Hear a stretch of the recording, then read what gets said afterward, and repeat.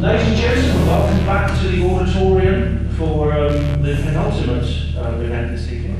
Now, I've got a few things I want to say. First of all, we have Dolly. Is Dolly Indigo Star? Is she going to be on this evening? In which case, tomorrow's event is going to start a bit later. In fact, the doors are going to open at 10 a.m. Oh, God. Yeah, so you get a bit of a lie-in tomorrow morning. You get a lie-in tomorrow. We've got one of tomorrow's speakers this evening. We've got a bit of a late night, but we've still got time to go to the pub, and if anyone wants to go sky watching, things like that. Also, do please hang around because, of course, we are going to have the BASES Film Festival Awards, where the winners of the best movies, according to our team of judges, will receive one of the beautiful trophies, bronze hands, as designed by Miriam Janssen.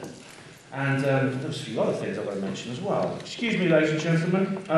This is what we're going to have now is just to mention is we're going to have a Q&A at the end of the next speaker's event. Okay, so you will get a chance to ask the next speaker some questions. But I'm not going to introduce the next speaker. What we're going to talk about right now is very, very important. The next speaker is a keynote. This is really cutting edge, ladies and gentlemen. This is as important as it gets. And so we have a special introduction. What I'm going to do now is introduce you to Sarah Adams, who's a big friend of the BASES project. Oh, I'm going to have a look at... All right, we're going to do this. We're going to have a little bit of a foursome here. I'm going to hand this over to Miles. Okay, this is very important. Everything's very, very important. The reason for this is I've met Dr. Robert Duncan at the Super Soldier Summit, along with Sarah and Max. And the kind of material that Dr. Duncan spoke then was absolutely incredible, and he has more to come. But Sarah, you're sort of in the team, so that's why we have Dr. Robert Duncan here. So if you hold that microphone and introduce Dr. Robert Duncan. Everybody, please welcome Dr. Robert Duncan. I'm going to go ahead and give a briefing of what he's going to speak about. And that would be right here, right? Yes, it's changed a little bit, but it's changed a little bit, okay. Go ahead. Okay, so Dr. Robert Duncan will be speaking about human augmentation, engineering, evolution for mankind. Dr. Robert Duncan will be speaking on Saturday and Sunday with 2 different presentations. His lectures will focus on his research interests, which include creating can you go ahead? Manchurian candidates and super spies. Using cybernetic hive minds as well as no-touch torture tactics. That's very interesting. He exposes the mind control research atrocities being done on the human race in order to improve government techniques. Yes. This would be amazing, interesting and amazing. Well, I changed it a little bit. I decided to put a positive spin on cyborging the human race and transhumanism. So it's exactly the opposite of the last speaker. I do remember last time listening to So, and I talk so often about the dark side, torture, and how to behaviorally modify human beings, that I thought I would put a little positive twist on it. But there is a harbinger, a warning for humankind in my next lecture. And this is just to enlighten people where the human race is going. I mean, this is definitely happening. There's no way to stop it. But there are some positives that come out of this. I agree. Out of everything, there are some positives. Yes. It's definitely to help humanity somewhat evolve in some way. I mean, it's a bit like a school here, isn't it? That's right. Well, thank you for the introduction. I'll get started with the presentation. Thank you, Sarah.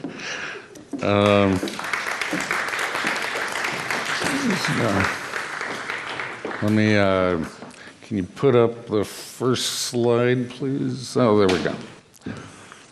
So when I started to create this presentation, I always do new material. I hate to repeat myself, and that's why I write books. Said once, read it. It's just easier for me that way. So these are new presentations, and Miles invited me out here, and he said it's going to be on cyborging. And cyborging, the basic definition is cybernetic organism. So it's transforming human beings into partially machines. Now, does that necessarily mean metal or electronic circuits? No, it doesn't. And as we go through this presentation, I'll explain that. But let me talk a little bit more about myself before I go on. So I have many degrees, studied all my life. Went to work for the Department of Defense, projects for the CIA, Justice Department. And my specialty was really artificial intelligence and robotics. And within artificial intelligence, it's pattern recognition. And that's what the human brain basically does. It filters and it recognizes patterns. So I've worked on a robot, for example, that's called Infant. It's an acronym, but it learns to grasp objects, and it gets better and better at it, and faster and faster. I wrote, along with 2 other people, the artificial intelligence code to track all the submarines around the world. And in fact, I don't know if I'm allowed to say this, the last time I was in your country, about 20 years ago, I was worried I couldn't get through customs, 2 days ago, I went to a couple of your secret bases, worked with the Royal Navy, NATO, and it was, there was a bug in our software that they sent me over to fix, and I'm just kind of rambling, telling a story. I get there in the command and control center, working on the code, trying to find the bug, and soon there were tracks everywhere in the command and control center, and I think I screwed up. I did something wrong. They're like, no. This time of year is when all the Soviet subs move. Those are accurate tracks. So I felt pretty good about myself. I've worked on technologies such as inner-city gunshot sniper fire to triangulate on the sound waves. A lot of like fingerprint recognition, voice transformation. How do you fool somebody on the phone? And in fact, this was used in the Gulf War. They called up the generals, used voice transformation so it sounded like there are other generals giving orders to the commanders in the field, and they fooled them where to go. But voice identification is very common, especially with your GCHQ or, back home we call the NSA. The technologies go on, and, I was lucky. I was just a scientist. I enjoy just working on high-end technologies. And, so, but I ended up getting a conscience.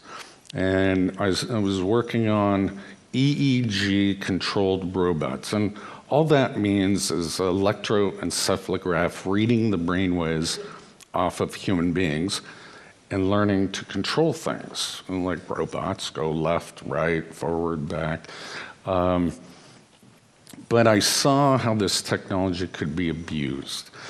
I don't consider myself a whistleblower per se. Other people call me that.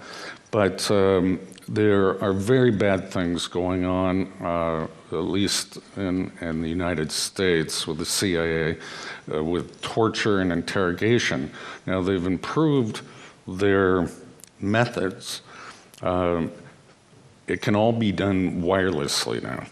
So you can insert maximum pain into a human being. And maybe it's for interrogation, for example. And tomorrow I'll talk a little bit more about that and cybernetics, cybernetic hive minds. But that was just kind of give you a sample of my background. I've also been an international consultant for business. Not very interesting. So let me move on. I hit spacebar. Oh, yeah, here we go. So I want to start off with a quote by one of my idols. You've all heard of Albert Einstein. A human being is a part of the whole, called by us the universe, a part limited in time and space. He experiences himself, his thoughts, and feelings as something separated from the rest, a kind of optical delusion of his consciousness. This delusion is a kind of prison for us, restricting us to our own personal desires and to affection for a few persons nearest to us. Our task must be to free ourselves from this prison by widening our circles of compassion, to embrace all living creatures and the whole of nature and its beauty. I love that quote. And what he's trying to say is the sense of self is a delusion. That we're born as babies and we develop an ego and we think we're separate from the entire universe. We have this sense of self. It's a delusion. So even pronouns, you, me, they, they're false categorizations when you have the more abstract and bigger viewpoint. And this can be even proven diving down, going in the reverse direction. People with epilepsies in the 1950s, 60s would have their brain, the two halves of the brain, split in half, and they functioned as one human being, even though the two hemispheres were no longer communicating with each other. And you can also see this with individuals with multiple personalities. The sense of self is a complete delusion. And I think that was my main point there. So this presentation is going to be sort of on the philosophy of transhumanism. And I want to kind of show you that this has been going on forever. There's nothing new. It's happening faster, and so it scares people. But we have been transforming ourselves for a long time. What are tools? You know, an extension of the hand. Are cars or houses part of our extension? We use different language to describe it, but it's really part of your being. Is an implanted tooth, for example, part of you? Is it transhumanism? What is it? I mean, we think of these as benign things, but really what we're struggling with is the mind-body duality. We have a mind and a biological robot body, the best tool you'll ever use. And it's hard for us to grasp that. Are your fingernails or hair really part of you just because they grew out of you?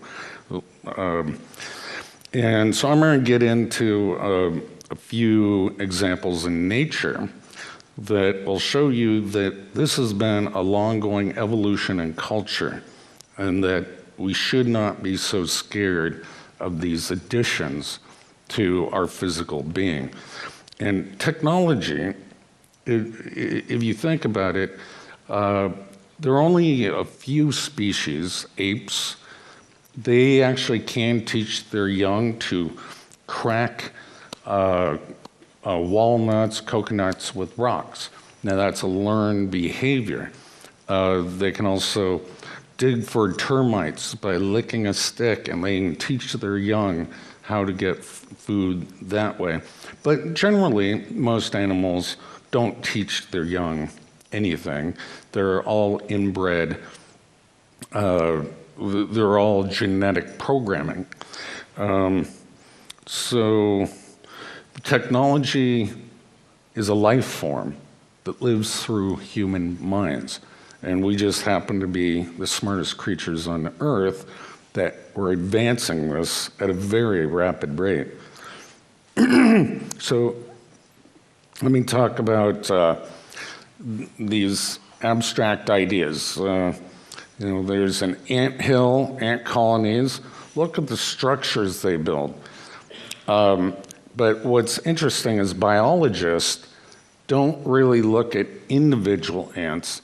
They consider that an organism, and that the ants are just cells. And you can do the analogy that human beings were just made of cells in part. They can be replaced, they can be regenerated. It's an organism. There's a beehive, similar thing. They weren't taught by their youngsters how to make a beehive. This is behavior that is pre-programmed into their neural structure and their genetics. And another example is a bird's nest, for example. They don't know how to make a bird's nest when they're born. They just intuitively know. So the question is, are they construction or part of the organism and species? Are the cells of your body part of a colony? Can a human survive outside of society? And the answer is kind of no. Obviously, the people in the International Space Station, they have done a pretty good job. But there was this experiment by a Harvard professor called the biosphere. And they did it twice, and they wanted to see if humans can survive in an enclosed, encapsulated space with food, plants, what you would expect to help humans survive. And it turns out, no, they couldn't. The one thing that they got wrong was that we're symbiotic creatures with the Earth. We need bacteria, for example, in our colons. It helps process food. And without that, you will die. And so we are part of the Earth, and you have to supplement it, I guess, if you're in space, in order to survive. So I'm hoping to generate thought and questions within you. Where does the definition of body begin or end? What is your body? And, I couldn't come up with a good answer. So here are some funny pictures. So there's a long history in many cultures. Oh, where's my laser pointer? Okay, long history in many cultures. You guys probably know this guy here. So in China, and they've stopped the practice, but they used to bind the feet, causing these weird deformities that the women could barely walk, but it was considered beautiful. And similarly, here in Ethiopia, that's the lip plates, sliced, exerted, extended, is considered a form of beauty. Now, is this cyborging? I don't know, but it's body modification, and we've been doing it for a long time. And here's an extreme example of, I forget which country that's from, that they stretch the necks, and then if you take off those rings, they'll break their neck. And I don't know if that's still practiced. Now, you might want to say maybe there's reason behind it, okay? Practical reasons other than cultural acceptance.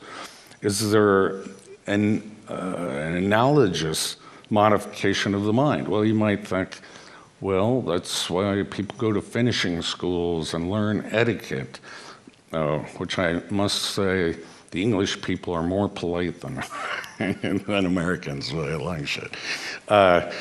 So what is this transformation that is going on in the human race? Now, your typical idea of cyborg is, this is an image from the Terminator, Arnold Schwarzenegger, and it comes from a future time, but it's actually not that far off. Let me read you a definition of that I got from Wikipedia of what a cyborg is. And one can argue that this is the end goal of human augmentation, a perfect machine that can live forever and withstand temperatures, go to other planets, have better eyes that we do, and is stronger, and etc.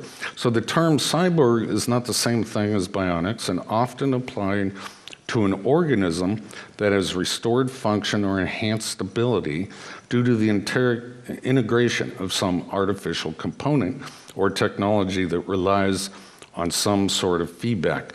While cyborgs are commonly thought of as mammals, which means they have to have something related to Earth natural species, they might also conceivably be any kind of organism, and the term cybernetic organism, and that's what cyborg stands for, has been applied to networks such as road systems, corporations, and governments. It's an abstract term. The term can also apply to microorganisms, which are modified to perform at higher levels than their unmodified counterparts. And then it is hypothesized that cyborg technology will form a part of the future human evolution. And I don't see any way to stop it. Let's move on. So back in the day, I worked on a project called the Soldier 2000 project. Obviously, had to have been before 2000. And we wired up soldiers and people in hospitals. We used guinea pigs. And it was to collect all their vital systems, and track them, where they were, what their heart rate is, their breathing, their stress levels, mental states, and et cetera like that. And it was using a wireless body LAN to do it. Now, the technology has advanced much further than that. I also worked on a project in graduate school to make paralyzed people walk again. And it's always a double-edged sword with every technology. And I know I'm repeating myself, but technology is neutral. You can use it for good or evil. Fire is the most basic example. Kills bacteria, cooks food, keeps you warm. But you can also burn down villages. There's always a militarization or weaponization of any technology. So the weaponization, I suppose, of helping paralyzed people walk again are exoskeletons. That there's still a problem with the power source, but 1 ounce of force can lift 300 pounds, but the tactile feedback, it's called haptic feedback, won't even squish a grape. And so you can be as gentle or as strong as you want. And these are obviously suits for the future. Right now, the military uses them for loading heavy objects so the person doesn't get tired of lifting them onto the truck. Let's talk about how we build this cyborg. Well, right now we already have artificial skin that's made of a hexane material that the body doesn't reject. Well, the positive use is for burn victims. You can't really have a skin graft if you have too much of your surface destroyed. So artificial skin, that's great. That's great. And then let me grab my laser pointer again. So this other slide here is showing how they inject cells into a scaffolding, and the cells grow, and the scaffolding kind of goes away. And this is a process to grow organs, bones, many different things that humans would like if they get old and their organs fail. So you can see the positive, why we are inventing these things. Here's a weird one. Pointer, I think is dead. Is a mouse growing a human ear. I don't know how you lose a human ear, but and that can be transplanted onto the person that lacks that organ. And here's another thing. Okay, we have an artificial heart. Who doesn't want an artificial heart? I mean, Dick Cheney's gotten many of them. He's pretty evil. So we are cyborging ourselves, but for good reason. We want to live longer. What does this drive? We are striving for immortality. That's just a natural human instinct. We fear pain and we want immortality. So let's talk about something that doesn't sound like it has anything to do with cyborging, but it's human augmentation, is genetic engineering. I mean, this is another big topic. Are we going to create a super race? I mean, what will the human people in any country want their babies to be like? Well, they're going to want them smart, they're going to want them handsome, who knows, whatever the characteristics are. But what the promise is we can engineer out diseases. We can literally change the DNA and the mutations that have occurred, and there are on average about 3 mutations per generation that have a morphological outcome. And so you can get rid of those diseases. You can test for them and literally rewire the diseases. It's wonderful. So you probably don't know what this word is telomere. It's on the end. You have many telomeres on the end of your DNA. And this is the code which tells the cell how many times it can divide before it kills itself. So we literally have programmed, excuse me, in our DNA a death sentence. Well, with genetic engineering, we can add more telomeres. Now, the downside is there would be a higher risk of cancer due to mutations from cosmic rays, and et cetera. GMOs are in the news all the time, and that's genetically modified organisms, and it's really wheat and corn that they do it to. And what they did is they put in a pesticide gene, so the farmers don't have to spray the crops, and then people complain, well, that's not organic. Now it's built into the food, so you're ingesting it. I think GMOs is a horrible idea, but that's what they're doing. And some other genetic engineering, which I try to buy some of these. They have glow-in-the-dark fish, and glow-in-the-dark cats. It's fascinating. That comes out of South Korea. So it's going to be a very strange future. It's hard to know what's going to be good and what's going to be bad. Let's talk about a little bit about other drivers for cyborging the human race. I mean, why are we augmenting ourselves? Well, pacemaker, it's not an artificial heart, but that's still augmenting it, and it provides life extension, and it's made of metal and it has electronics in it. How is that bad? We'll keep replacing parts, and pretty soon, yes, the human race, everything can be replaced. I don't know if that's bad or good. That's up for society to determine.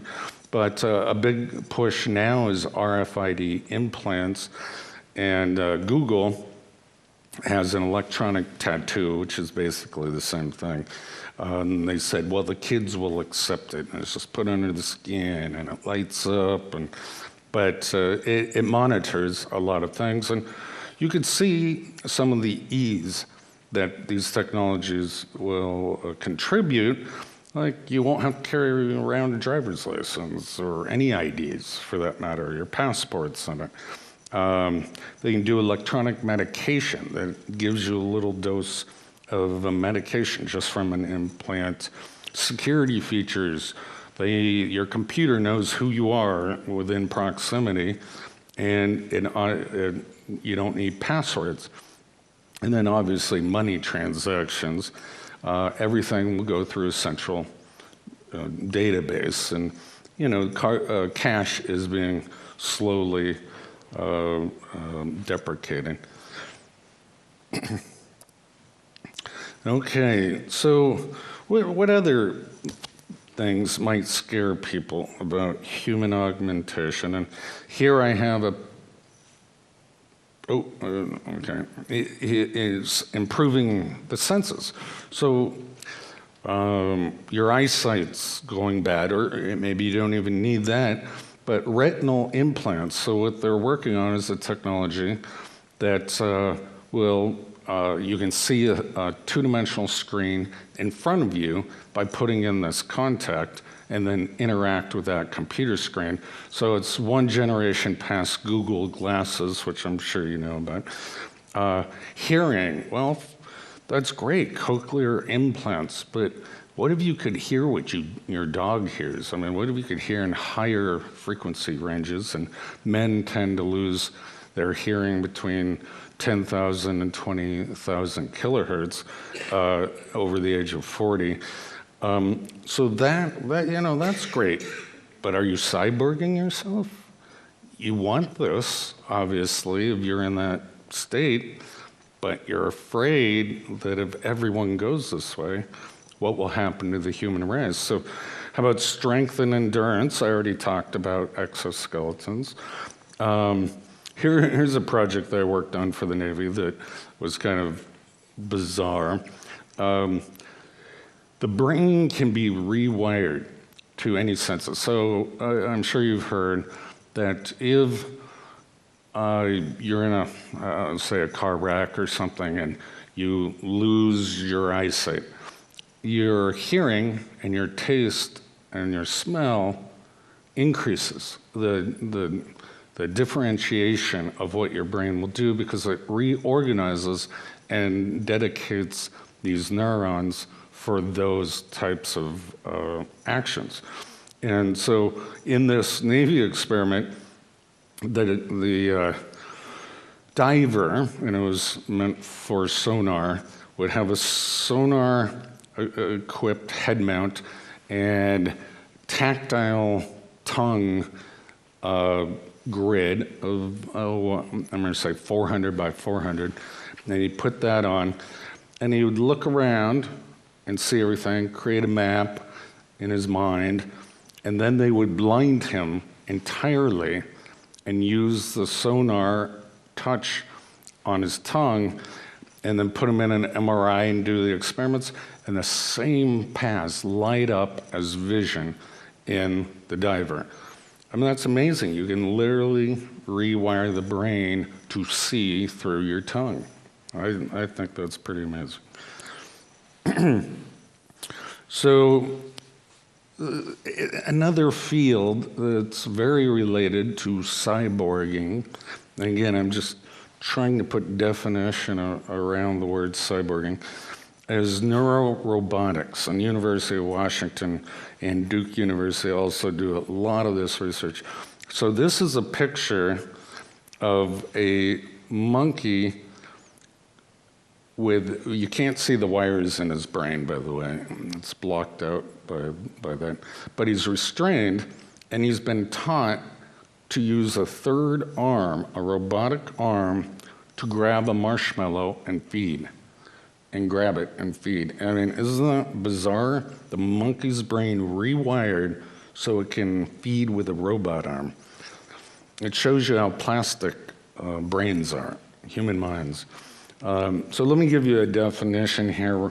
Neurorobotics is a combined study of neuroscience, robotics, and artificial intelligence. It is the science and technology of embodied autonomous neural systems. Neural systems include brain-inspired algorithms, computation models of biological neural networks, and actual biological systems. Such neural systems can be embodied in machine, with mechanical, or any other forms of physical actuation. And so they even include prosthetics and wearable systems, which I also worked on. And that was kind of my inspiration when I was a child. I loved bionics. I think I saw the $6 Million Man, and I'm like, I got to work on that. So let's take another approach. How about nanotechnology? Is that cyborging somebody? Some of the scientists working on this, their promise for humanity is you can inject little nano robots and they'll go around your arteries and clear away the pathways, the plaques, and be used in immunology to, destroy the cancer cells and brain diseases like Alzheimer's. One scientist even said, we're going to have nanobots that rest on your scalp and will cut the end of your hair every day. The exact same, but there are obviously many dangers in this. I remember reading a book by Kurt Vonnegut called Ice 9, and you don't know how this technology, when released into an environment, is going to affect planet Earth. You don't know. And so I think scientists are really rolling the dice. They got to keep all this contained. There are so many things that can happen. And imagine a self-replicating nanobot that eats flesh. Well, the human race is done, and they're gonna create weapons from all this technology. You know it.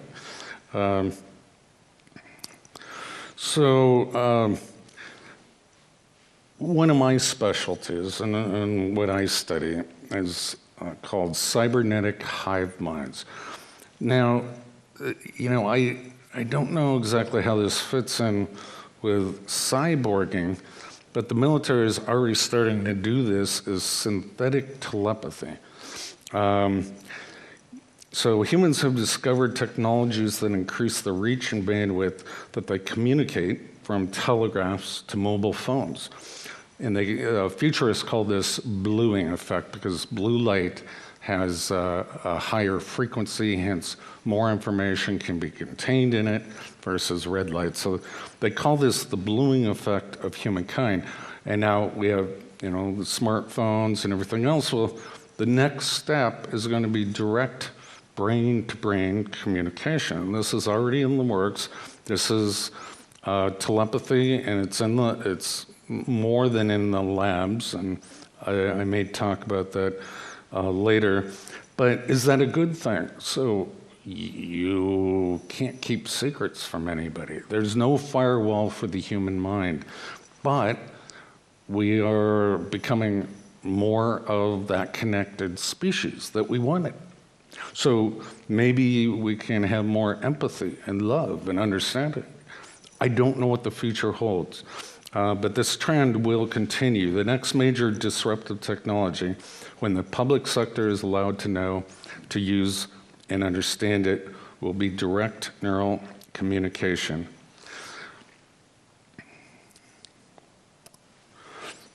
All right, so let's think of some more applications. Well, I already mentioned, why are we doing this? We like life extension. We always feel we don't have enough life.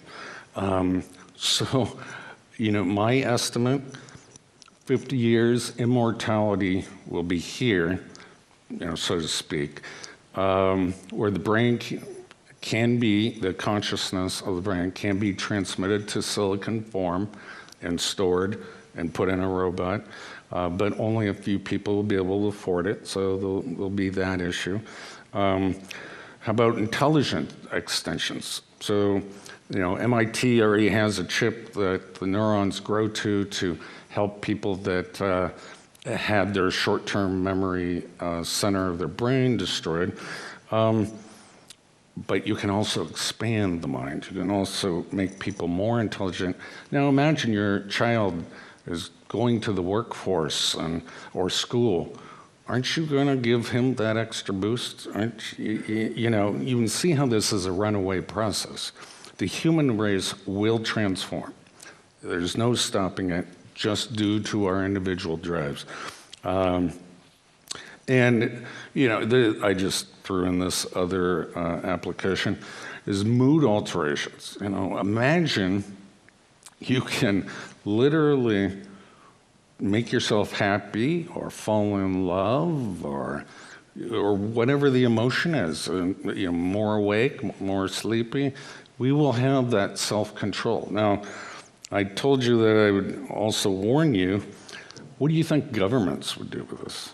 They will control your minds, your moods, and everything about that. Now, that's all I had, so I want to open this up for questions now.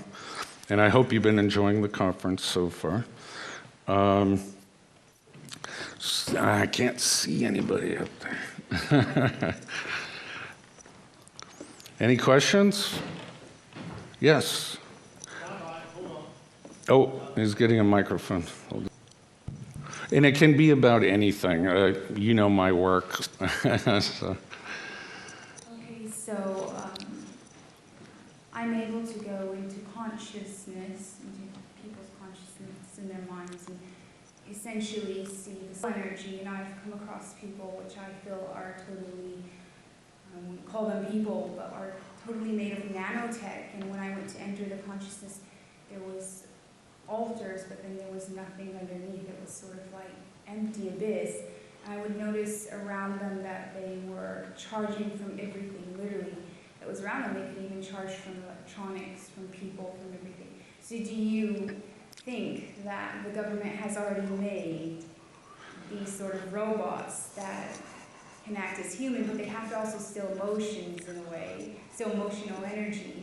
That way they can go ahead and fit in, and that way they can stay, charged, because if they weren't able to charge, they didn't work.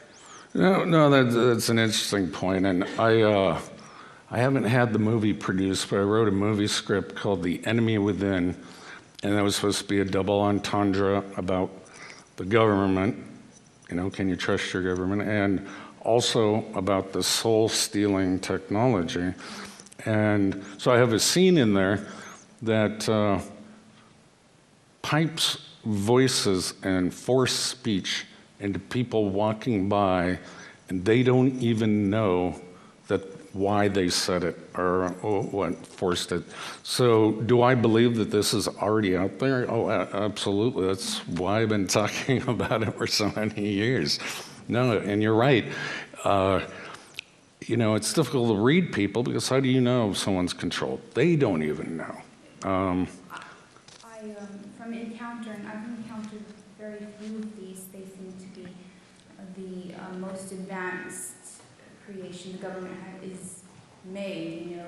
I think first they started to make soldiers that were sort of like split and could go dimensions, and then eventually they went just to pure robotic nanotech. Well, and there's another side to that. The CIA, I'm sure you've all heard about MK Ultra, was a mind control technique developed by the Germans, and it requires a lot of abuse. And with abuse, the personality splits, and then they can control and program different personalities with keywords. And there's a parody, a movie coming out called America Ultra in August. It's going to be funny, but a lot of people might find it a very personal story. Are there any other questions out there?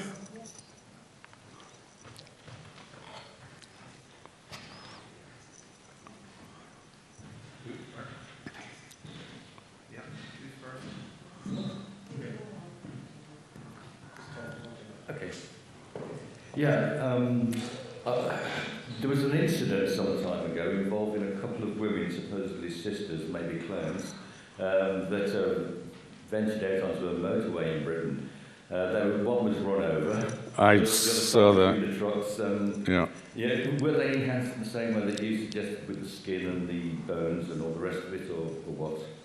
Oh, they very well could have been controlled, and again, I say I always blame the CIA when you can't point the finger, but they love twins, and there's reason for that. It's deception and et cetera on their missions. But they were twins rather than clones, do you think? Yeah, I saw the episode that you were talking about. It's all over YouTube, then it was removed on. I can't even speculate. They could have been clones or twins. And human cloning, I think George Bush, our former president, said it's illegal, but that doesn't stop people from doing it. Human cloning is absolutely here. We can clone every other animal, why not humans?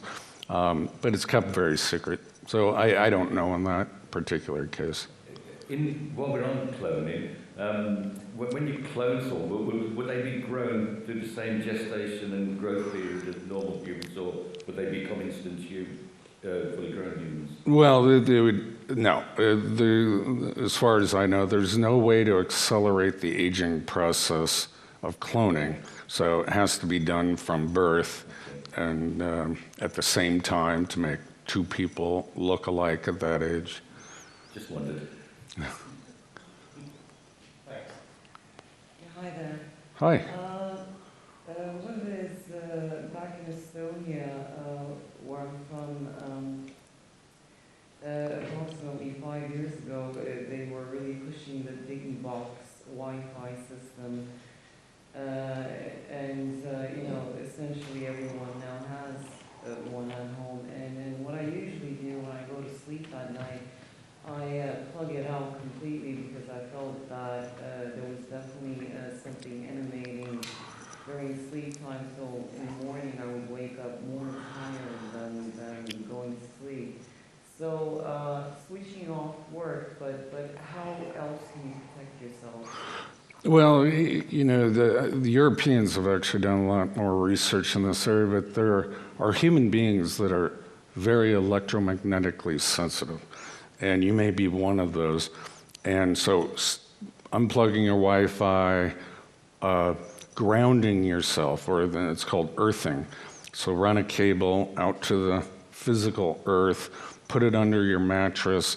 Don't put your bed near wiring out, plugs in the walls. And some of that might help you. There's a place in the US called the Quiet Zone, and you're not even allowed to have cell phones. They have giant receiving dishes to look, at the ends of the universe, and they actually monitor that. A lot of people that are electromagnetically sensitive move to that area. That's kind of all the advice I can give you. Anything to sort of consistently wear to at least shape the I don't know how to name it. I've seen some interesting plates that some people use, and it's like a Russian product, but some say that it's a complete waste of money. Yeah, and everything works differently for all. I think you're a targeted individual, you're saying. And everything works differently. There has been no 100% shielding except under superconductor material, which you have to keep in liquid nitrogen, and you're basically in a coffin. And it's very expensive to make. And you can't wear it around. So all you can do is, there's a company called EMF Shielding, and they have certain types of clothing that you can buy that will decrease the amount of energy that you're receiving. But I haven't read any studies, and I haven't done them myself, of anything that could help you while you go to work and walk outside and do anything like that. No, I use a crystal called shungite. Yeah, it's interesting. Crystal quartz, the theory is it disrupts microwave energy. It changes it somehow. And so I've heard stories where quartz has helped people if it's near their bed or they're wearing it. So I have heard that, yeah. Thank you.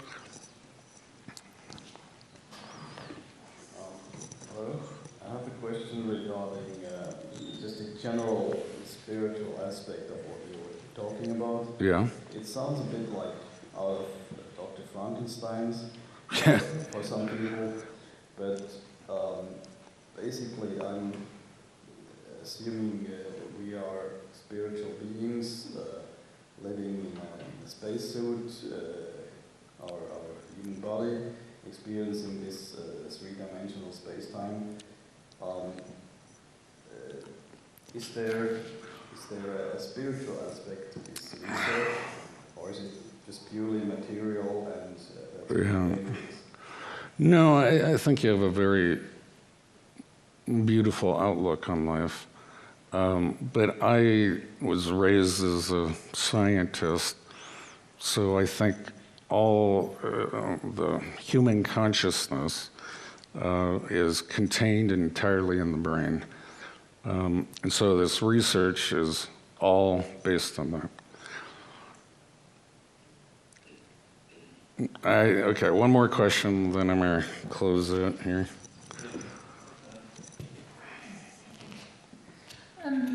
It's a comment, really. Okay. If you don't mind.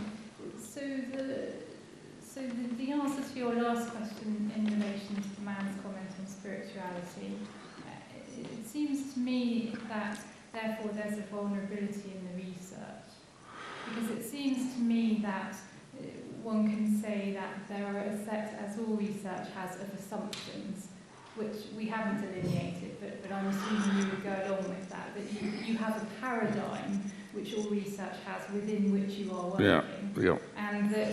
and that your results are consistent within that paradigm. Yes, and so from this paradigm, all of our behaviors, we have a subjective experience and rationale, these feelings of why we do something.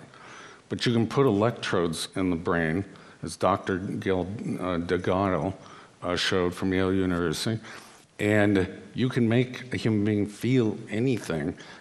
But it's so scientists actually look at it as behaviors. We are a set of behaviors and programs, subjective programs. Right, I understand that. Okay. Point of view.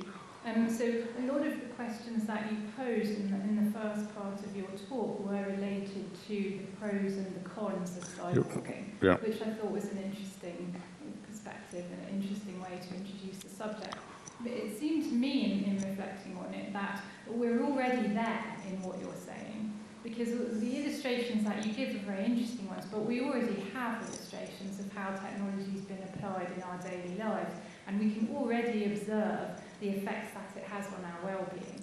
So as a populace, it seems to me, we are already in the position to draw the conclusions we need to draw about whether or not this is working for us. That's true, but I gave an example of the individual. What are these drives? Well, if you have heart trouble when you get older, you may change your mind, and maybe you want to be a little more cyborg to survive. That's a very good point. And so one of the ways in which humanity and human beings is seduced is by tapping into, exactly as you're putting it, these so-called drives, most of which are unnatural to begin with. So the idea that one would want to live beyond one's years, or the idea that one would want to be disease-free, and all of these ideas are in fact unnatural positions. I agree with you. So I agree with you. in the first place. Yeah. Right. Yeah. Oh, good comment. Thank you.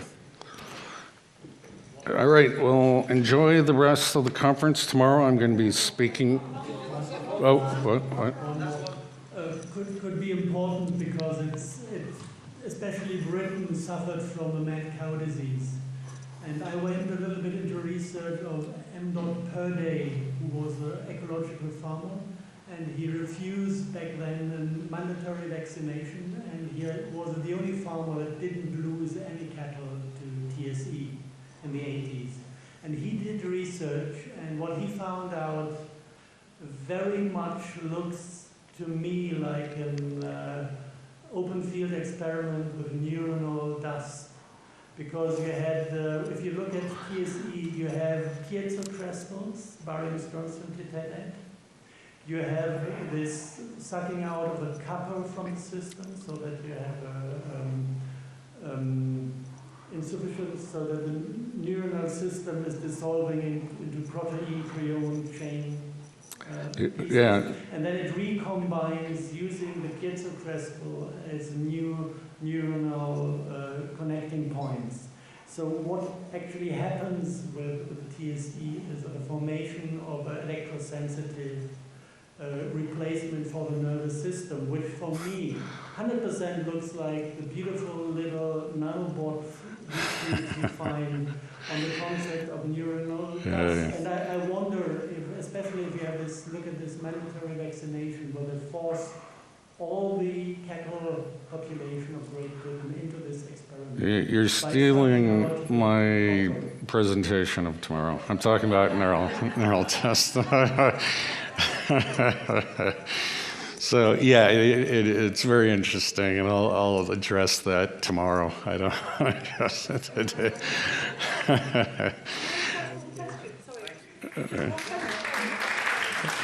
Yeah. I just wanted you to come across HARP, the H-A-R-P. Yeah. And the rays that they are... It's called a... So the rays they're proposing to send to Earth, they're... use these electromagnetic fields in warfare and all sorts of other... Yeah, weather modification, behavior modification, moods, and... Yeah. Plasma rays, all this sort of science.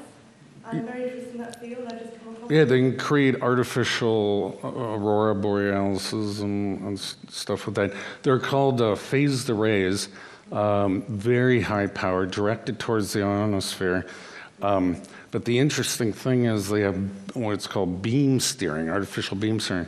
So they can create a focal point in the atmosphere, blow a hole in the atmosphere, or alter weather, or beam it back to Earth, because the ionosphere will bounce certain radio frequencies under, I think, 900 megahertz back down to Earth.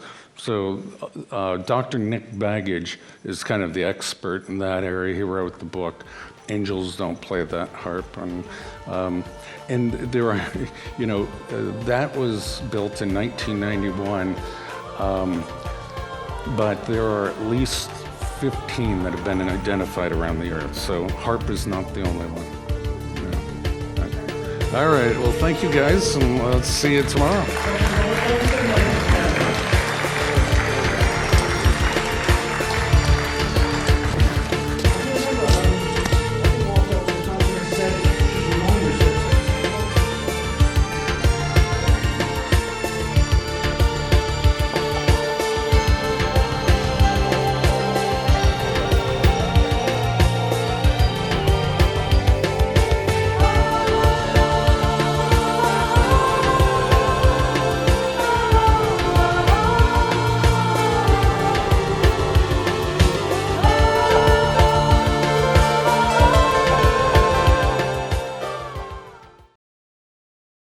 He's going to talk about cyborg agenda, cybernetics, and other related matters. And he is Dr. Robert Duncan. Thank you. So people know my background from yesterday's speech, that my real specialty is artificial intelligence and robotics, and redefining what human beings will be in the future. And a lot of people find this scary. I don't want to be redefined. I don't like this idea, something that's beyond my control. The very sense of self is going to be altered. Well, you're actually under a lot of control systems, and you have been since birth. indoctrination. How did you learn to speak the language that you speak? What's etiquette? How do you know how to behave in society and culture? So you've been indoctrinated. There are a whole bunch of forces that are controlling you and manipulating you at any time. So there's this field called cybernetics, and I'm going to define it as Wikipedia defines it, but it's a notion that we are not separated from machines. We're actually systems. And so it's a concept that we are all part of an economic system, we're part of a tribe, part of a culture, and that even bionics or other human augmentation, that was my speech yesterday, is still part of us. So let me define cybernetics for you. So the man who actually defined the word, created it in 1943, was a guy by Norbert Wiener. Same time the CIA was created, by the way. But the science of control and communication in the animal and the machine. Now, there are many definitions of cybernetics. I think I read about 71 of them before creating this presentation. And many individuals who have influenced the definition of direction of cybernetics. So the man, Norbert Wiener, a mathematician, engineer, social philosopher, coined this word from the Greek, which means steersman or governance. He defined it as the science of control and communication in the animal.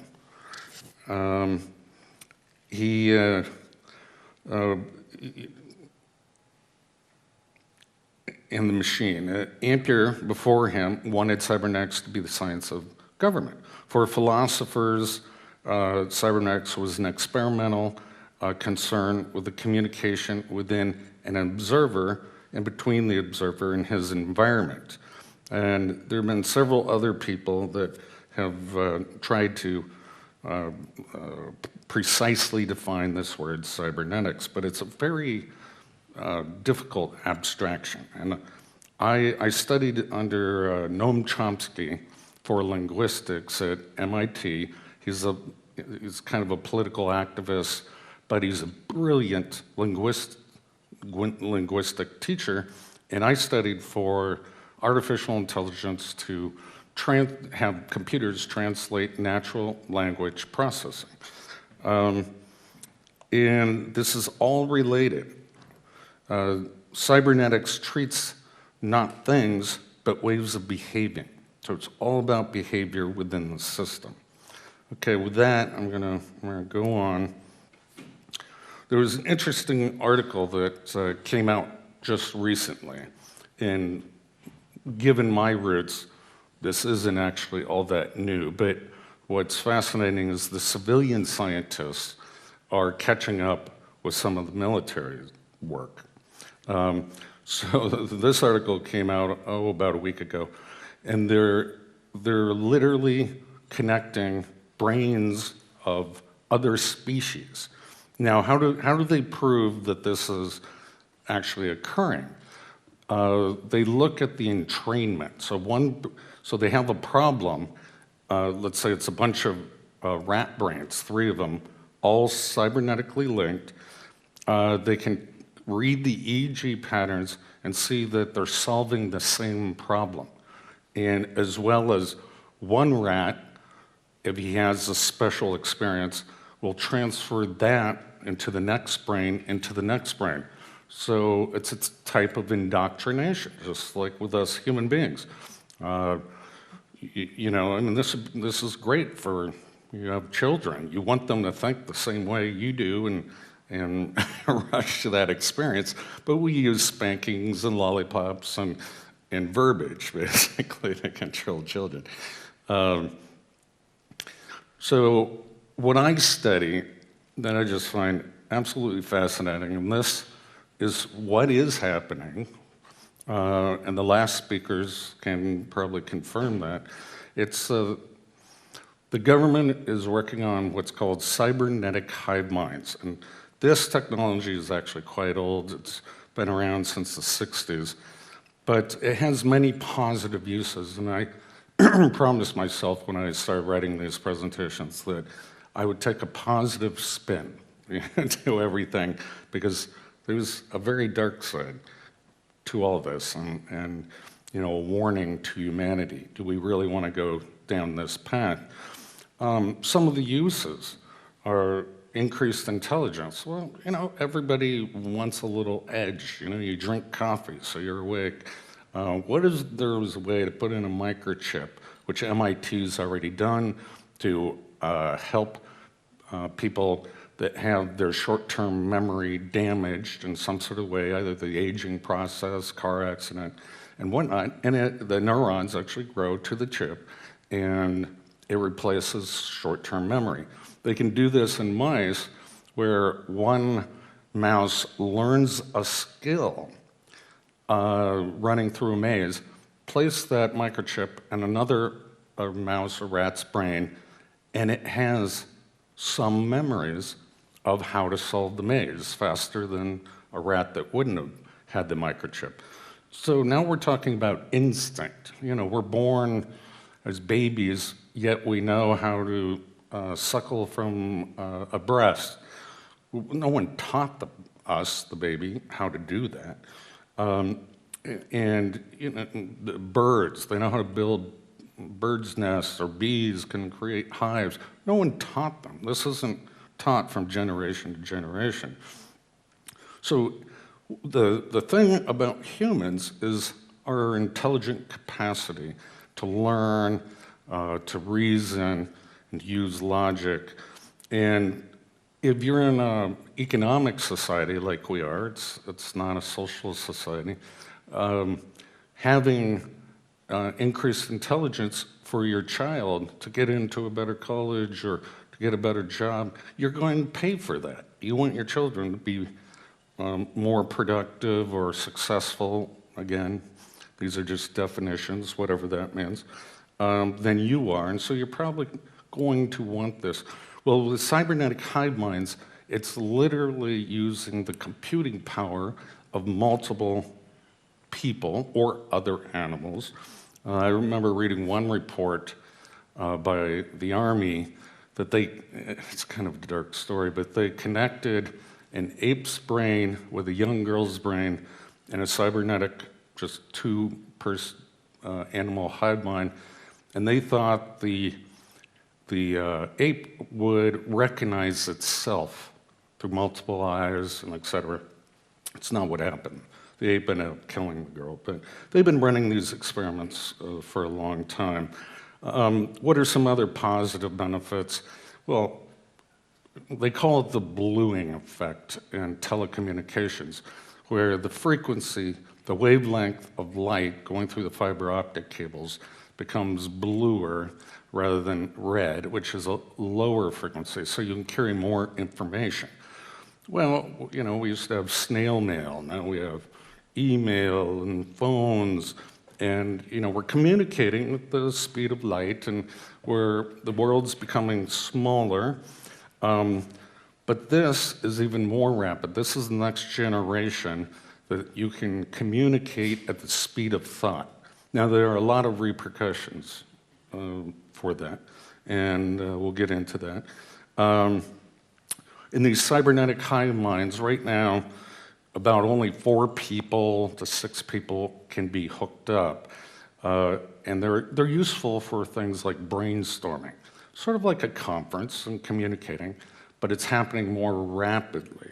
Now, if you have more than that, the brains become schizophrenic and the thoughts overlap too much and they can't focus on whatever the problem is that they're trying to solve. Now, of course, the military and CIA and you know, your MI5, MI6, they like this because it's a great interrogation tool. Imagine you can't keep any secrets. You can't keep them from yourself. So what they're working on is not just the interrogation part of probing the mind, which you can do even in the dream state when you have no defenses. They want to see if they can insert thoughts into the human being. So another dark topic, mind control. And I'm sure you know there have been other speakers that talk about this. But this is a problem. We all love our privacy. We all love our sense of free will.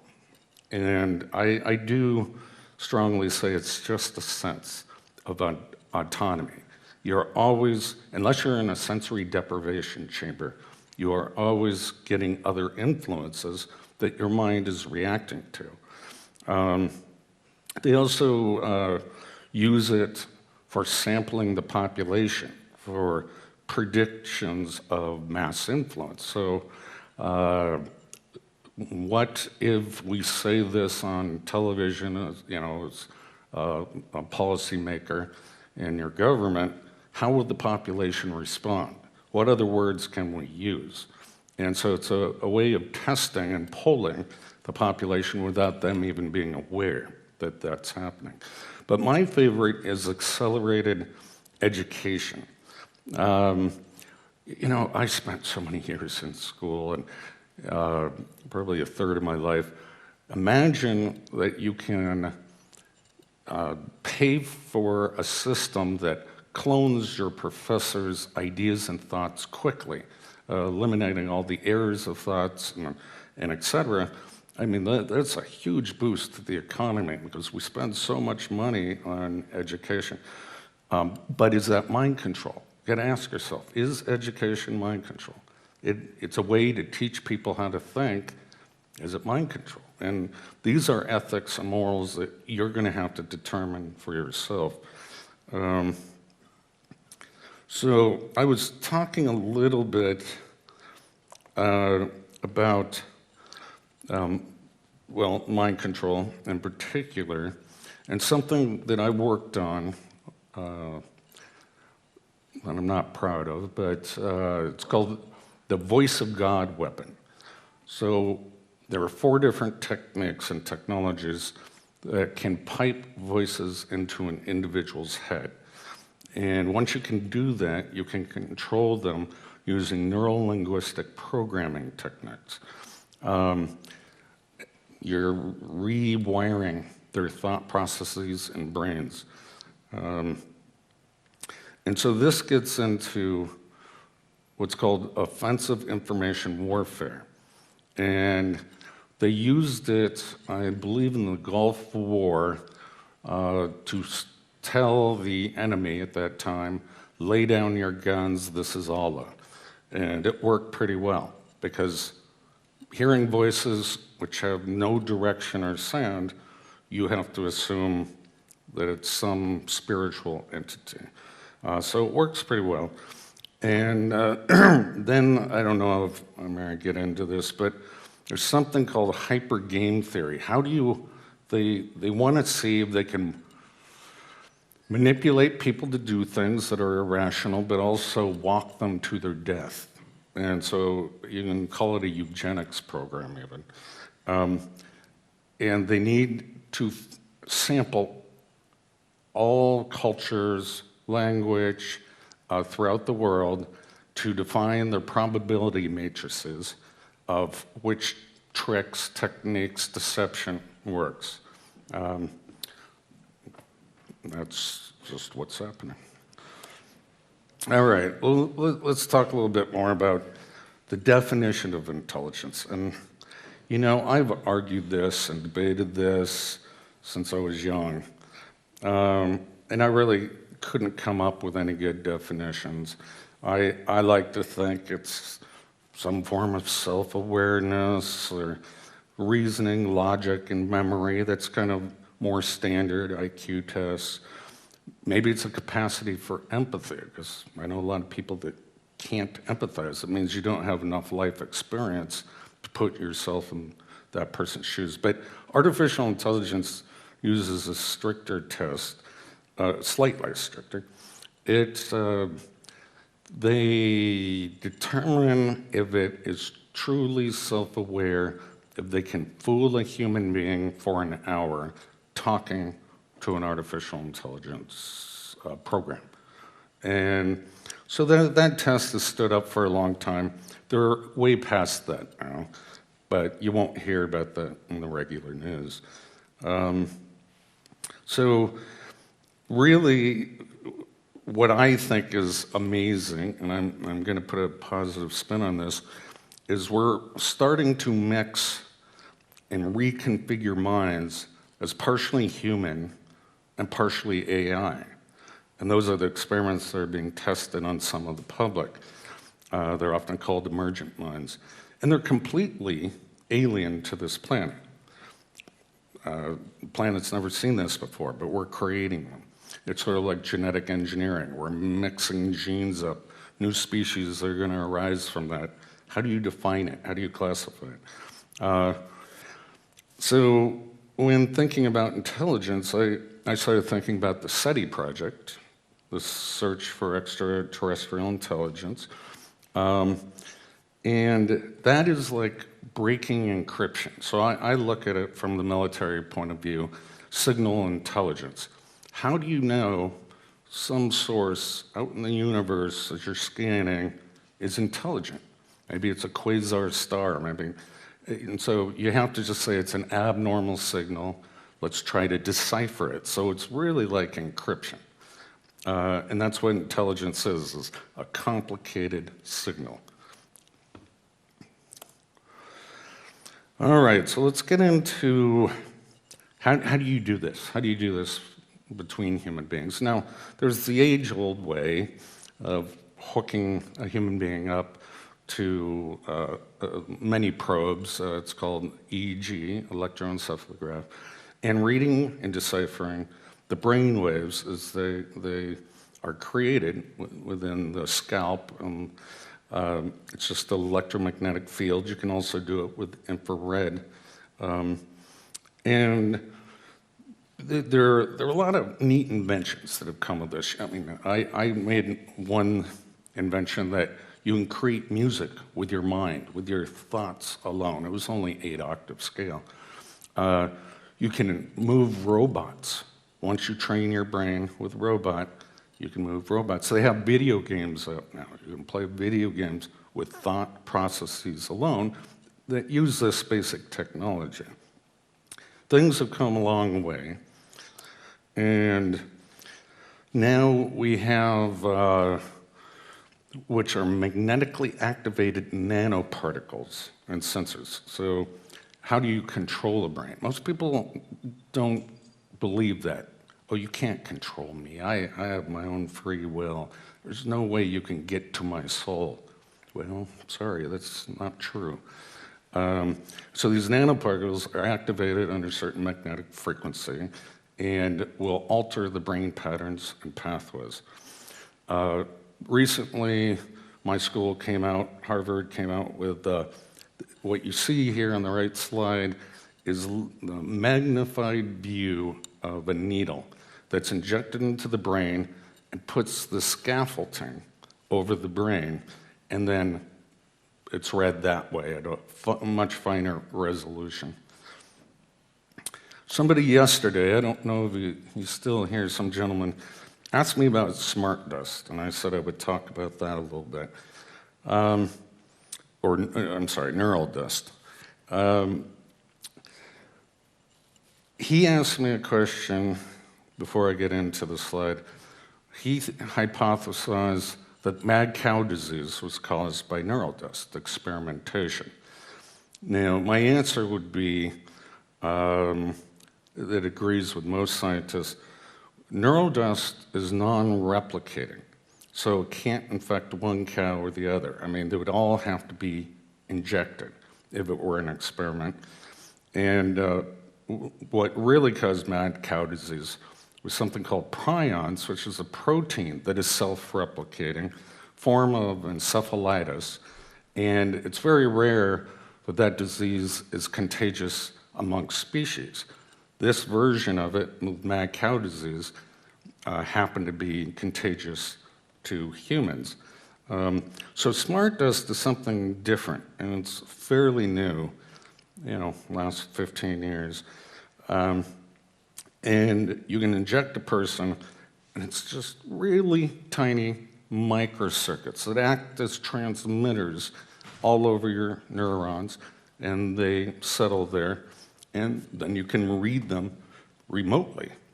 What would happen? Well, it probably would create something like mad cow disease, I imagine, but it's a way to read brains. It's one of the many techniques. So let's talk about a little bit about deciphering the audio and visual cortex. So researchers at the University of California, Berkeley have invented a brain decoder device that's able to work out what you're thinking based on neural activity inside of the brain. Now, they use mostly what's called functional MRIs. But you could use any of these technologies I've talked about. If you're reading text in a newspaper or book, you hear a voice in your own head. Usually, most people are reading kind of aloud in their own head.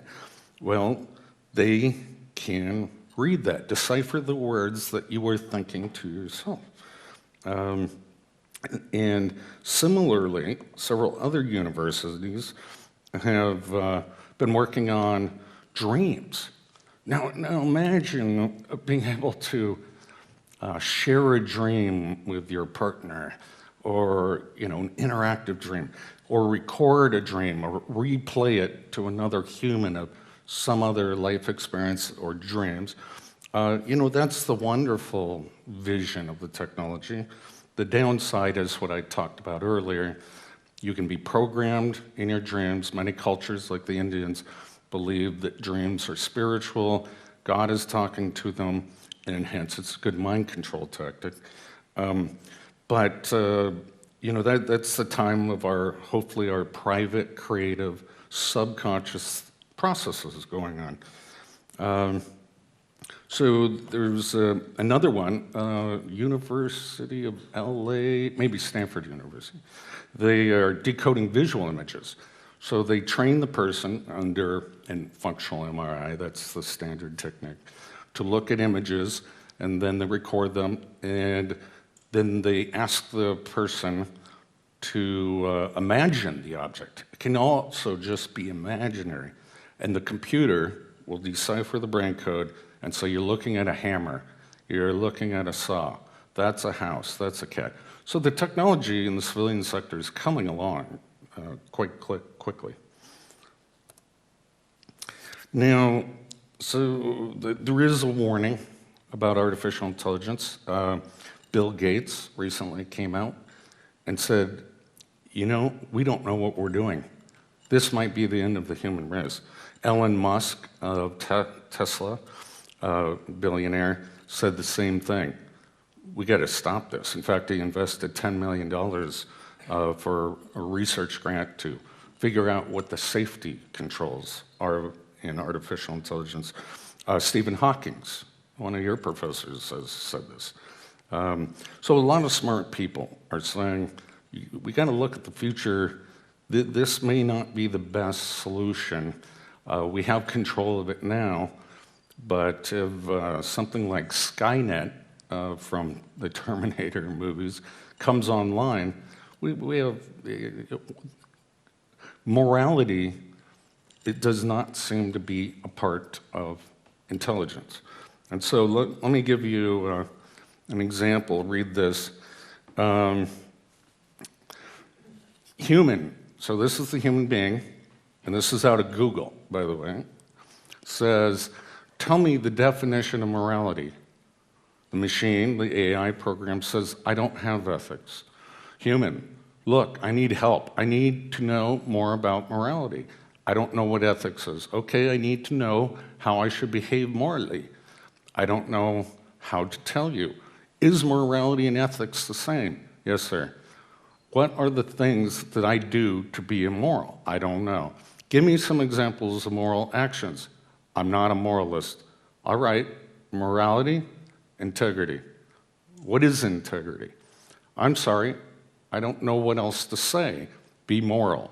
The AI program says, be a man. I really like our decision on morality and ethics. And the machine says, and how I'm not in the mood for a philosophical debate. what do you want to talk about? Nothing. So he totally shuts down his master, his rock crawler. I thought that was brilliant. Let's see.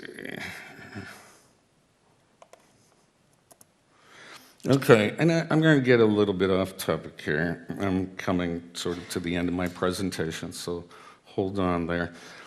But, and I'll show you how this is a little relevant.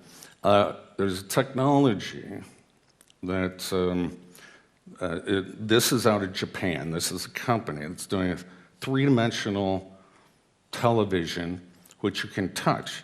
So I was going to show you a short clip or movie, but I couldn't get it on my presentation. But this is a finger touching a femtometer. It's 1 × 10⁻15 guided lasers that, when they intersect, they create these glowing dots, and they can make it into all sorts of shapes and so. And the reason I bring this up is because this technology has been around far longer than, again, civilians know about.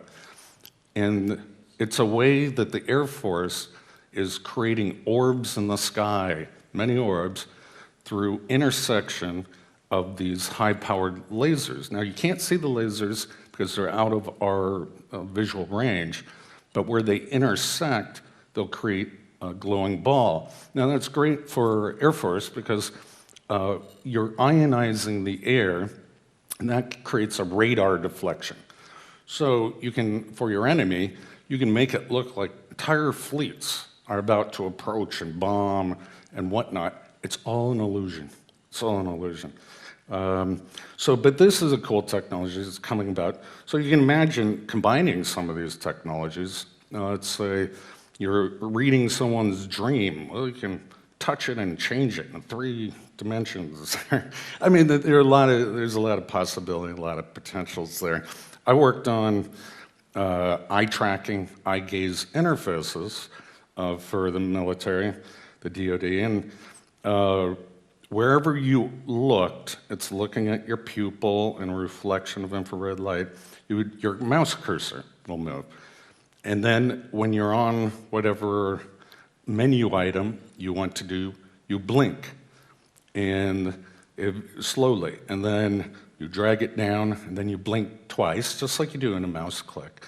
And that's an operating system that's completely, hands off. I mean, there was also a voice recognition system built into it too.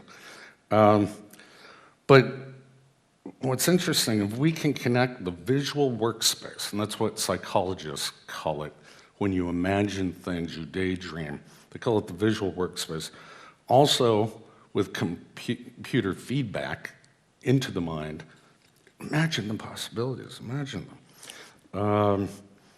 So I'm gonna close up here, and this is very controversial. I know. So Revelations 18:23, for by thy sorceries were all nations deceived.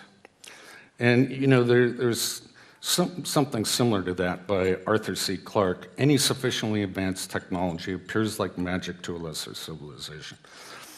And where I'm getting with this is Reagan had a speech at the United Nations, and he made it at least 3 times. And he said, if aliens were attacking us, if we would give up our differences and we'd fight the aliens. And he was just trying to make a point. Maybe a new world order is something we need to think about. Maybe we shouldn't have these wars. It's an interesting way to put it, but that's how we try. Is usually governments create fear, terrorism, whatever it may be, and then we all got to stick together. And that gets into, false flags. And so Project Bluebeam, which is just rumor. This is true conspiracy theory here, although I know it's possible, that somebody apparently from NASA leaked this as something they were working on. And telepathy, electronic two-way communications. Well, we have that now. And that's very scary if you've never experienced it. Making humanity think an alien invasion is about to occur at every major city.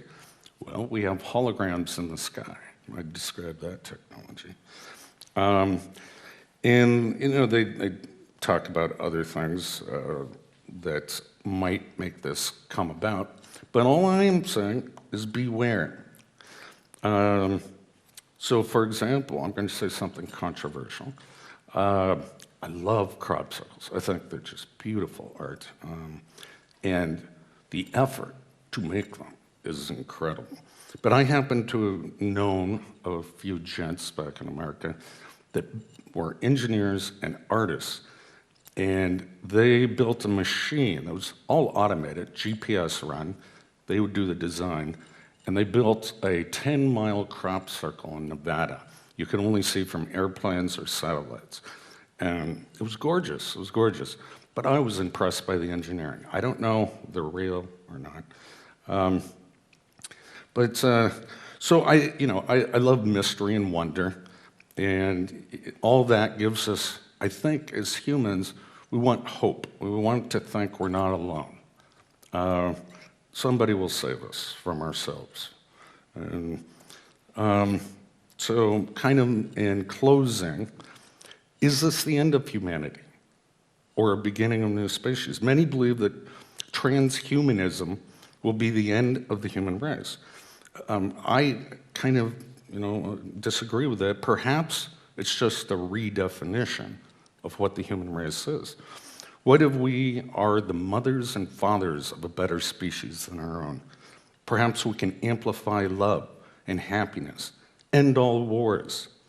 Perhaps the new world will be more perfect than what we have now. I don't think we should be scared. We should embrace the future and understand the consequences. Questions? The mad cow disease, because of... Oh, okay, that was you, yes. Me, sorry. I don't know how far you are into the research of the disease itself. You know more than I do. Okay. Yeah. If it's okay for you, I will just fit in the facts, because the transmitting agent was crystalline. They burned it at 800 degrees, injected it into the brain of the next animal, and it still transmitted the disease. So what is transmitting is the barium strontium, the piezo crystal itself. Not necessarily. Now, remember, a prion is a protein. It's not a virus. It's not a bacteria. Yeah, it's a protein that self-replicates, and it's immune to high temperatures. So you can't cook the meat, and that won't get rid of it. The prion goes away at 800 degrees. Only the crystalline, okay. Right. 800. Yeah, 800. that sounds about only right. Ash. Yeah. Right. And they managed to transmit it at 800 degrees, introducing the ash of the brain of an infected animal into a healthy animal. This is one part. Okay. The protein prion chain appears when the nervous system is dissolved, because the mercury is stripping the nerve, and the lack of copper is dissolving the nerve. So basically this is dissolved nervous tissue that recombines with other heavy metals that are available to rebuild an artificial. What made you think it was smart dust, or...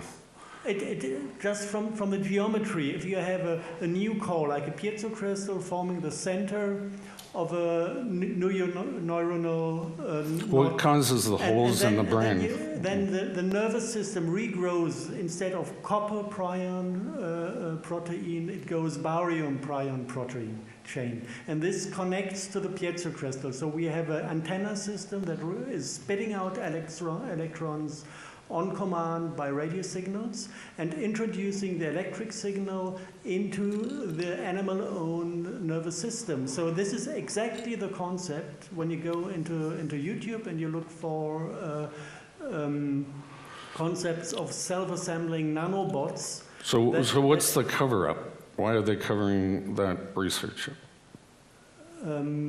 I don't know what they try to do. I guess it was an experimentation how far the system affects the health. Because what they did is they had a mandatory vaccination with a chillard that pulled out the copper of all the cows. And this is where the disease started. The lack of copper started the disassembling of the nervous system. And having a completely senseless mandatory vaccination causing this pandemia of mad cow disease looks like experimentation to me. Sorry, it's just the setting looks like. I don't have internal information who did it. And the piezo crystals come via the chemtrails. It's the main compound of chemtrailing is the barium strontium titanate. Wouldn't that affect humans as well? The mad cow disease is Creutzfeldt-Jakob in the human fields, and the other old age disease. Alzheimer's. They take on barium and strontium, they take on lead, that it's ALS, so they take on aluminum, then you have Alzheimer and dementia. So basically all the old age disease look like a side effect of this dust used as interesting theory. Yeah. It's all in the papers. The biochemistry is fitting 100%.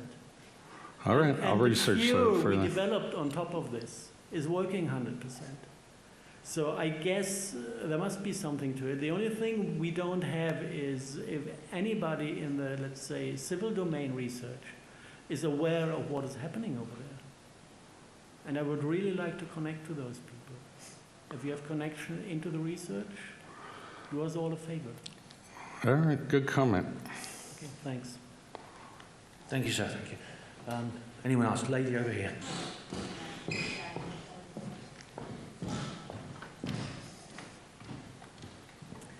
I was just wondering if you could speak more on the allowing supernatural forces going through the fiber optics and the coast cables. What I said about bluing through the fiber optic cables? I just saw on the screen, you said something about allowing a mixture of supernatural forces that could come through the fiber optic cables. Oh, yeah, I'm not sure if I said that exactly. Oh, I think there was something I think it was the last slide maybe. It said something like that. Yeah, the last point right there. Oh, yeah, there it is. Just wondering if you could maybe elaborate. No, but see, this is supposed to be deception. This is a project to make people believe that supernatural forces are going through their television or through the cables. So, yeah, there's no science behind it. Thank you. Gentleman over here. Yeah, can you elaborate on hyper game theory and so-called walking people to their death? Okay. Yeah, so hypergame theory came out of a professor at Dartmouth, obviously funded by the Air Force and DARPA, and etc. all the acronyms. And it came from a man that died recently, a brilliant man named John Nash, who there was a movie made about him called The Beautiful Mind, and he was a mathematician who won a Nobel Prize, and he created game theory, which is used in economics as well as war theory. Now, it relies on rational players, so you run these simulations. What will China do if we make this move? What is the game, the war game going on? Or you can use it in business, similar process. Hypergame theory is one level above of that abstraction, that you don't know what game they're going to play. So they use it in cyber warfare, mostly. And attackers, hackers, they'll use several different techniques. But the defenses, the administrator and the virus protection, they don't know what game these hackers are using. So they create a probability matrix over the period of the time of sampling all the different kinds of hacks they get. Now you can apply this to other aspects of life. The way that I was using it is they're trying to, it was called mind hacking. So they're trying to hack a targeted individual, and the target individual will create mental defenses as best as they can. They'll go to their social networks. Well, what do? They try to disrupt the social network, so you have no family or friends.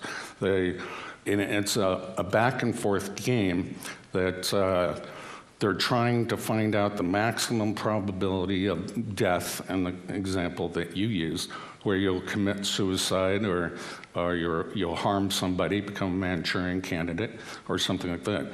So it's huge database of probabilities across all the variations of mind. You know, the human genome, I think we have, I'm going to get this wrong, so I'm not even going to say it, but a finite in the hundreds of thousands of different genes across our species. And we mapped them out in the Human Gene Project. Well, now it's the Human Mind Project, the Global Brain Project. You know, President Obama just recently funded a whole bunch of scientists to decipher the mind. Well, our previous president, same thing, George Bush, said the same thing. They're trying to decipher every possible thought and uniqueness due to culture and language and whatnot. Thank you. Another one, please. So Matthew, we're just going to have a reply from this gentleman. Yeah. Well, if there's no accountability or transparency in the development of all of this, how is it possible to have a positive outlook on this topic and humanity? Oh, that's a typical question. I guess keep pressuring your government for transparency. But scientists, I'm a scientist, and while we may have our personal ethics and our personal beliefs and be moral people as an individual, we don't think of science as evil. We're brainwashed into believing everything we're doing is for the benefit of mankind. But look who pays our bills. It's all military, it's all for war, it's all for control, government control. So yes, you should be dubious. I don't think you should be depressed, because there are a lot of great possibilities out there, especially if there's a technology transfer from the military to the civilian sectors. We'll see a lot of businesses that will feed our desires and needs. Yeah, I wish I had a better answer, but yeah, it's scary. I've got a quick question. Just to confirm, you said you were a little bit embarrassed, ashamed that you'd worked on a project called The Voice of God. Yeah. And to your understanding, it had been used in the Iraq War, but you worked on it. Can you tell us what the name of the project in the military as it was being developed was, and how much was spent on it? Oh, no, I wasn't interested in budgets or names. But the nickname was Voice of God.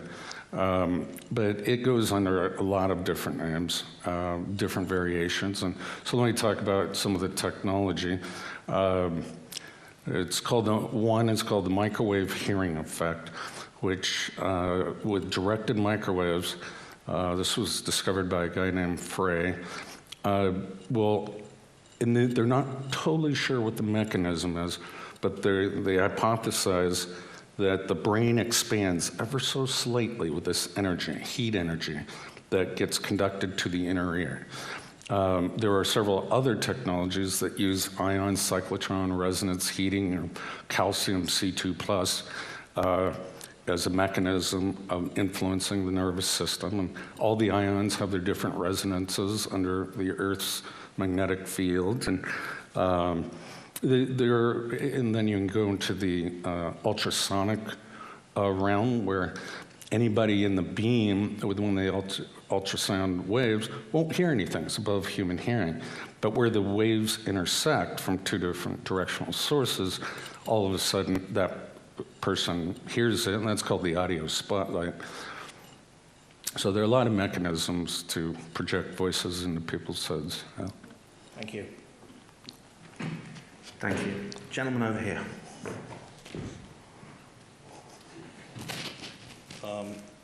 Due to some unusual experiences in the past, I'm interested in the phenomenon of time. Now, what's the latest on time travel, time anomalies research, portals, the elevator to Mars, the so-called, and stuff like this? Well, I don't know too much about time travel other than what Einstein predicted is near very high gravitational fields, and this is general theory of relativity. So like near a black hole, you can shoot yourself into the future if you circle around it. But, and you know, we have that CERN super collider that's online. That's going to create some interesting relativity effects. I don't know any instrument that can beam you back in time. That would be a paradox in the universe. The gentleman wants to reply here. Actually, I developed some kind of a theory which is more spiritual in that sense. It is that we have been in the future, maybe 10, 15, 20 years from now, at an extension level event, facing this, and finally having come back from the future, and trying to change the present right now, just living our own lives again. And this isn't much about physics, but it's also a spiritual thing and time travel thing.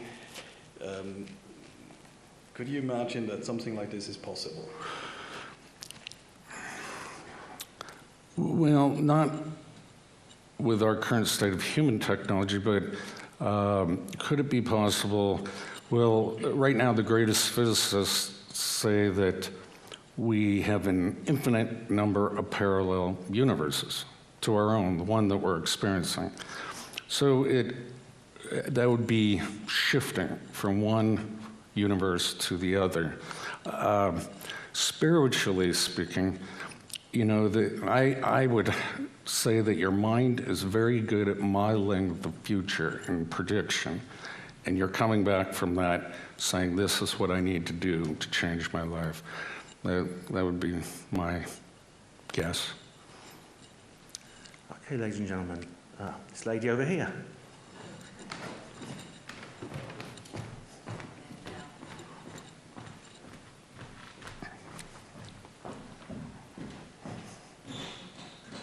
Hello. Hello.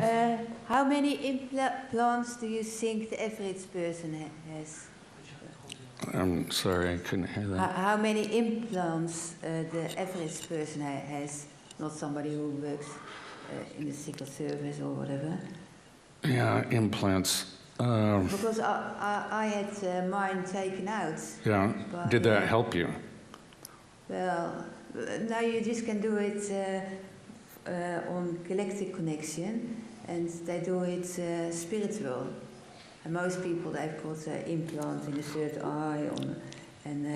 Okay, I can understand it as a spiritual experience, but once your brain has been mapped out, you're kind of in the system. You have unique resonance signature, body and brain. The head, for example, resonates in most adults around 80 hertz, and the human body around 450 megahertz. 80 hertz, did I say that? 80 megahertz. But you have a unique signature, everything from your fingerprint to your unique brain patterns.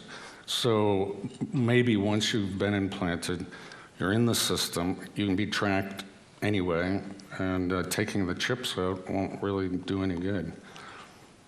No, but it's a spiritual process, what they do. They take it out spiritually. Haven't you heard of it? Well, yes. I don't know. It's from the organs. They put implants in people. I have heard of it. I only know military and the experimentation they're doing on humans, so I can't really respond to that question. Yeah, but how many do you think people have on average? Well, from my research, I've interviewed about 1,000 people, 900. I estimate a minimum of 10,000. Now, with one person, how many different, how many implants have they got? Oh, in a single person? Well, it depends. Are we talking about neural dust, as I spoke about, which, you know, those are millions and too tiny for you to... Thank you. It's a lady at the front here. Is that it? And this lady here, I'd like to ask a question afterwards as well. Okay, That's all right. Sure. Hello. I have a question that relates to step 3 in Project Bluebeam. It concerns telepathic electronic two-way communication. I wondered if it was possible for images to be directed into the thoughts and the minds for a number of reasons for myself and I've spoken to Yeah, in fact, all 5 senses can be mildly overridden depending on the state. Now, if you're in a sensory deprivation tech, your mind seeks stimulus, you know, hearing, sight, temperature, anything. So if you're in that situation, your dreams become your reality. Your brain cannot tell the difference. But in other circumstances, if you stay well stimulated, it's difficult to project visual images into the target. But even university professors are working on this. So yes, it's absolutely possible and is being done. And in fact, many people complain about forced dreams or something like that their dreams are not their own. And you know, that can be, there are a whole bunch of subconscious ways that can be done, as well as stimulating the visual cortex in the right patterns and try to project them into the target, yeah. So who would be projecting these, who would be, which organisation would be projecting these, who's responsible? You can't say. Okay, but it just seems to be very real because I've heard it from more than one source, and it can be quite it's quite real. Because you're awake, you're not asleep necessarily. Yeah, and it projects also in the visual workspace, as I mentioned before. So it's like your third eye, and you can see both your, you know, through your retina, as well as this other projection at the same time. Your brain's been rewired, and it's inserting this third eye projection, if you will. Is there any way we can protect against it? No, great question. No. No, you can dampen the effects through stimulating your senses, like music or that kind of thing. And that seems to help. Certain drugs can dampen the effects. But no one's found a little device that you can wear around that will block the signal. Hat you can wear. No tinfoil hats, no, they don't work. Thank you. I reckon we've got time for about 2 more. There's a lady up here who wants to ask one, and then I'd like to ask you a question at the end, if that's all right. Oh, sure. Sure, here we go. You were talking about forced dreams. I know of 4 people in 2012 that had dreams about Atlanta, 2 in the UK and 2 in Florida, who kept having dreams about Atlanta, and 2 ended up moving there and 1 ended up going for a few months. And it's strange how we all kind of found each other there in Atlanta. But I was telling a friend of mine this before, and she said that ages ago an ex-FBI agent told her that there was a really large underground base in Atlanta where they're doing human experiments, and I know it sounds mad, but have you ever heard anything? Not in Atlanta, but they are everywhere. I mean, I've heard the rumors. I've been to a couple secret bases in your countries, but no, I didn't find any human experimentation going on. But one of the things we were talking about, mind control and manipulation, part of the research they're doing is to see if they can manipulate people to run into other people. They call them information couriers.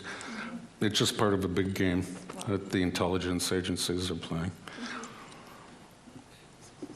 Okay, I'll come down on the stage, actually, because I think it's probably going to be the last question. Now, Dr. Duncan, you've given us a lot of reason over the last 2 days to be concerned by the potential for abuse of this technology.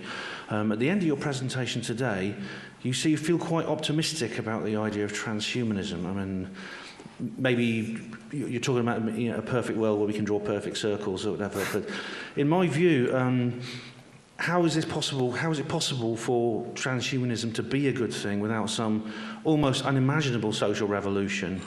And I mean, as Max Egan, I don't know if you've seen Max Egan's video about transhumanism. He puts it very succinctly, and he says, how much can we be transhumanized without losing our humanity, especially where we have rulers who have none? That's an excellent point, and that's why I try to ask more questions than I answer. It has to be a social revolution. I mean, that's the only way it could be accepted by society. But this is so gradual within our generations that it will become more and more acceptable. So people walking around with Bluetooth, headsets. Well, now we accept that. They look like the Borg, and so slowly this will eventually be rolled in, and we won't give it another thought. When a child is born, we genetically engineer them, with blue eyes or whatever they. Some might argue, though, that the technology we already have. I mean, the technology we already have is sort of cutting us off from each other. I mean, I'm guilty here myself. I apart from my family in my hometown and the men I live with, I know one person. But I have thousands of friends online, so maybe. Yeah. So is that just a redefinition of how to be social? What is a friend on Facebook? How often you talk to them? You can't shake their hand, you can't hug them. I don't know. This is something society is going to have to deal with. This is a social revolution. It's occurring right now at a very rapid rate. I call it a cataclysmic evolutionary event in mankind. Yeah, it could. And also, since we do have a malevolent elite in this world, the potential for the potential danger here is enormous. It is, and I think there may be an agenda to depopulate the world. Oh, I think there is. Yeah. Okay.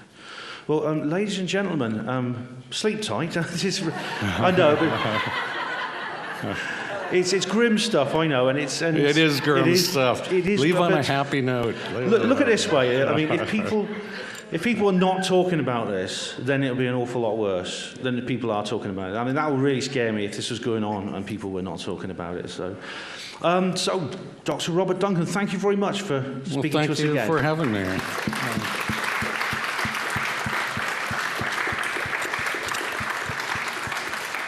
Okay, the man I want to speak to is here. We've reached the end. Yeah. Okay. Well, this is the end of the second international conference for the BASES project and its first film festival. Thank you, Robert Duncan, for coming the whole way from the United States. Thank you for the rest of you for coming here. It's been tough. There has been major new things discovered and behind the scenes happening here. We've had a few things here and a few things there. Very exciting. You're all invited to go to the Marlborough for 8 o'clock.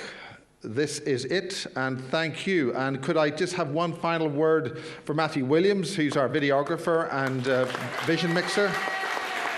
The great talented people outside, Roger and Rosemary, Nicole, and our other guy who helps protect the web. The website was given a bit of a hit, I gather. And Ben, who stood in instead for the wonderful Danielle, and let's wish Danielle the ability to be able to go outside and come on her own next time. So to you and the BASES project abroad and online, and all those who have been here, and to Gary, my dear friend, God bless, safe home, good luck, and have a nice time. Yeah. One more thing, ladies and gentlemen.